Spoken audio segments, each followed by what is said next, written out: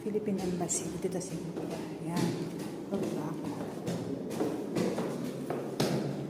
Ready to go. Dito yung bagong building nila. Same place din pero different. Nagpa-renovate sila. Ito yung bago. Mas maluwag.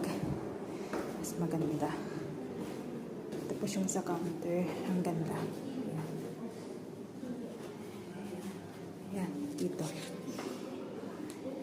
Diyan. Diyan. Dito. Ang ganda. Ito yung nagpaan din nila.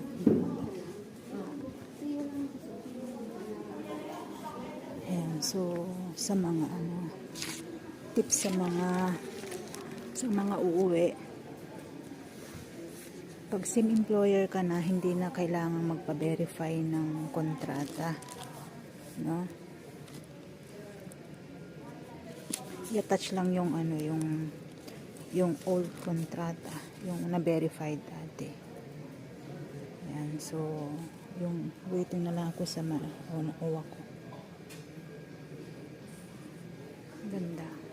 I like that place.